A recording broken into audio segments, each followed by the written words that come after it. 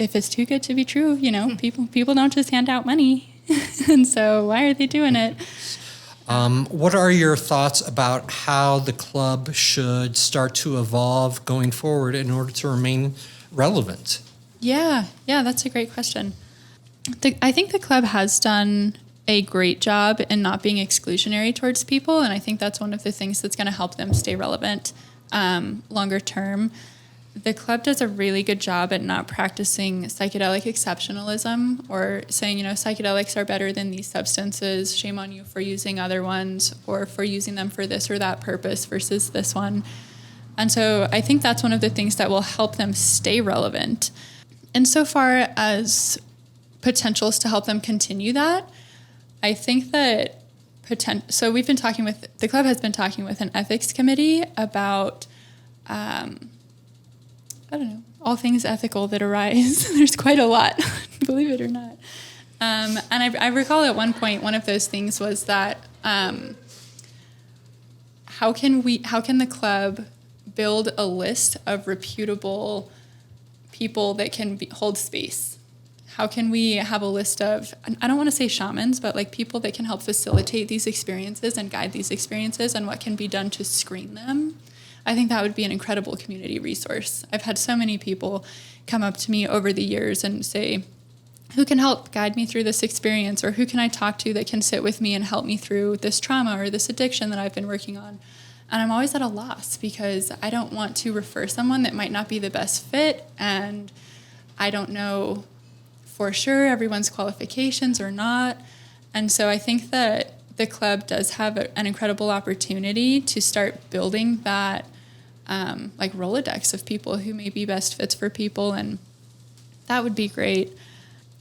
I think also just continuing the more community and social building, community building events, helping people meet each other. Yeah. I love that. Yeah. It's a great vision for the future. When we originally passed the bill back in November, when Colorado voters passed the bill, the people who were working in the space as far as sitters and guides were going to be allowed to advertise as long as it was not paid. And it was a pretty liberal law as it was passed. We went through this past legislative session where a number of added restrictions were put onto the bill by, as he referred to himself as Psychedelic Science, Mushroom Steve, otherwise known as Colorado Senate President Steve Fenberg. In multiple interviews, Senate President Fenberg has said that there will be additional changes needed next legislative session in order to continue to facilitate the healing centers going forward and take care of any problems that may arise. If by chance Mushroom Steve listens to this podcast, do you have any suggestions about what changes should be made next legislative session on the bill? Yeah, that's a great question. I'd like to see more transparency just throughout, really. I think that... Could you be a little more specific about the area? Yeah, definitely. So the panel that is supposed to be making the rules, I went to their first meeting, and even more than, I want to say, like 20 to 30 minutes in that first meeting was the DORA representative telling these people, you can't talk about this anywhere in public, even with each other, not even behind closed doors with one another, unless it's on one of these recorded calls. And the point of that, from my understanding, was so that it can be shared with the public.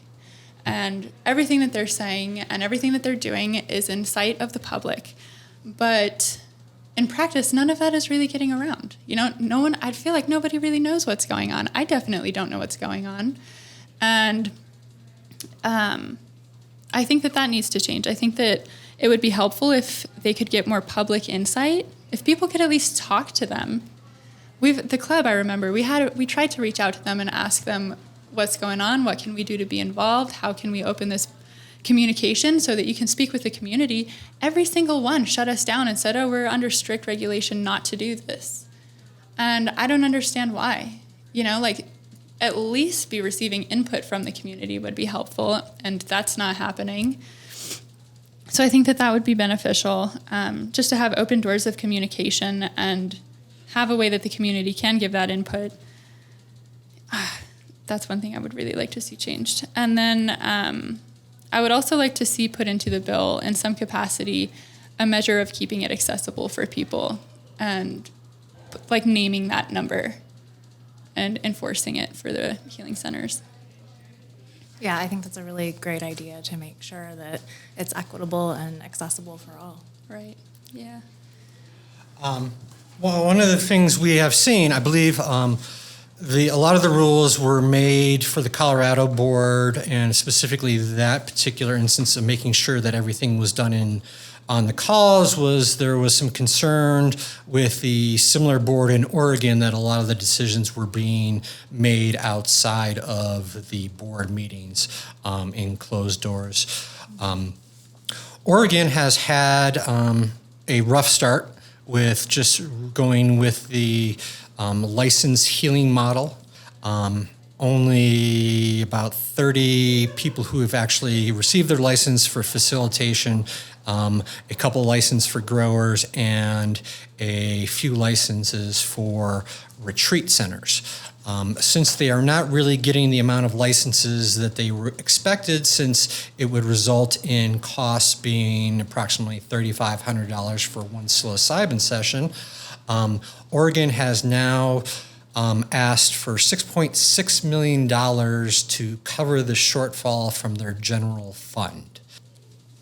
We in Colorado have also included in our law the ability to move up ibogaine up the time frame from originally it was scheduled 2026, but that can happen as early as the end of next year. Do you think that with the addition of ibogaine that this program is going to be able to fund itself so that Colorado taxpayers do not have to make up the shortfall? Sure. That's a great question. I saw recently that the licensing for the health centers was also changed from being licensed by the people on that panel to the Department of Revenue. So I think that, I don't know, maybe the Department of Revenue having better insight into what the cost of those licenses will help with the potentially anticipated losses. But I do think that ibogaine will help, as will the other ones that were on the bill as well, including DMT. When I first had DMT, I remember thinking like, oh man, how much did I pay for this? Like I got a gram for, I think it was like $100, and that little tiny bit, that experience is worth thousands in itself. But I really hope it doesn't come to that. But I know these medicines can be affordable. But ibogaine and its potential for healing addiction, especially with opiates,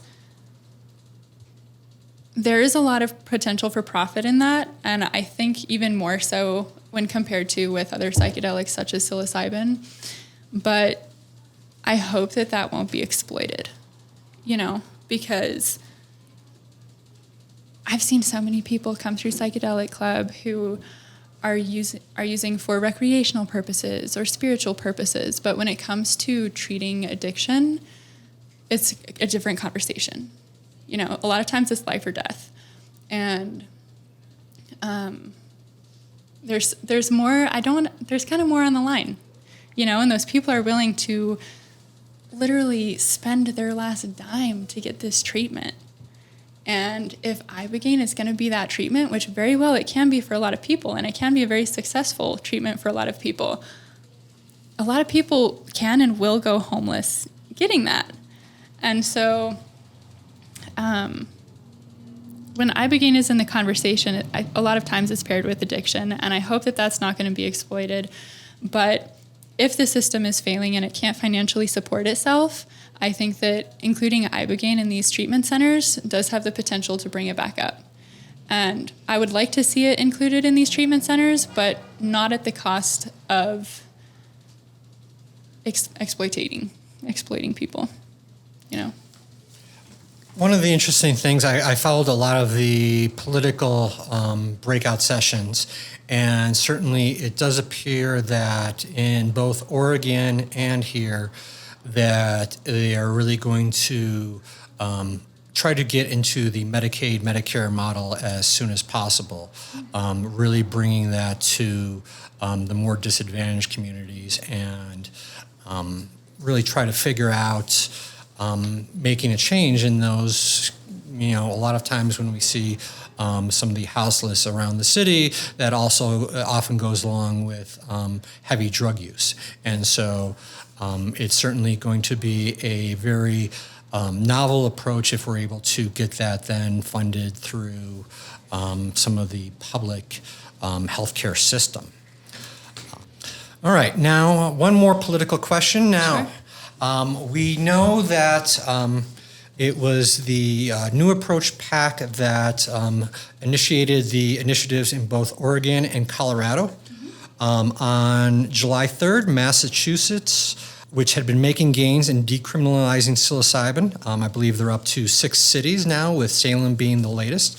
And all of that was really driven by small grassroots groups, you know, similar to the club here. On July 3rd, the newly formed Massachusetts for Mental Health Options Committee submitted their initial documents to the state, signaling their intent to secure a ballot measure for, I believe, next fall. When a number of reporters this week inquired about the committee, questions were referred to Ben Unger of the New Approach PAC, who said the committee is still very much in the exploratory phase. And so there is very little information on what this would look like. I know Dr. David Bronner said with that that the initiative would most likely include removing penalties for possession, but did not mention anything as far as preserving community healing or anything like that. As far as I know, none of the organizations that have been working in Massachusetts have been contacted by New Approach or the committee. As they start to go forward with what Oregon originally went through and what we have seen over the past year, I was wondering if you have any advice for the Massachusetts psychedelic community that's really put in a lot of work. Yeah, definitely. First off, I'd just like to say thank you for putting in that work for the Massachusetts community from the grassroots organizations. I know that's not easy. And also, I can't imagine Salem. Oh my goodness, can you imagine taking psychedelics in Salem and the history in that space? Oh, I don't know. But my history, outside of psychedelics, I come from a compliance background. I work in the anti-money laundering industry in the finance space for remittance companies and for crypto companies. And so I'm very familiar with the, how can I phrase it? When you are getting funding, regardless of where it's from, when it comes to money laundering, you cannot claim negligence. If you have funding that comes from someone and there's people who are hidden as beneficiaries in a trust, or they're behind larger entities where the ultimate beneficial owner isn't named, if you receive that money and you spend it and it turns out to be illicitly obtained or obtained through suspicious manner, you cannot claim negligence for using that money. You're going to be fined for facilitating that layering in the money laundering process. And so my advice, not that I'm saying that there's specifically money laundering or anything of the like in the Colorado funding, but my advice would be, like, make sure you know where that money is coming from, who's funding that money, because ultimately, if you're the one that's spending it, even if it's on a campaign, even if it's for something good that people support, the source of the money, that's really what matters. You know, it doesn't matter if it's like make or break for this deal for these bills to be passed, and that money is sourced from somewhere fishy that you don't know who the ultimate beneficial owner was that gave that money. If it's make or break, don't take the money if you don't know who gave it. And it's not because of morals. It's not, a lot of people in this community can comfortably say, oh, I don't want pharmaceutical industries funding this money, or a lot of like political parties or whatever it may be. And those are moral issues, but it comes down to legal issues. It comes down to compliance issues. And if you can't name who gave that money, then you're going to be legally held accountable. And so that would be my advice. Just making sure that you know where that money is coming from. And then also any agendas behind that money. Because people, if it's too good to be true, people don't just hand out money. And so why are they doing it? Yeah. Yeah, that's such wise advice. And I hope that they listen to that going forward. So what is next for you, Kess? Oh, okay. So next for me, well, I have a lot of extra free time right now.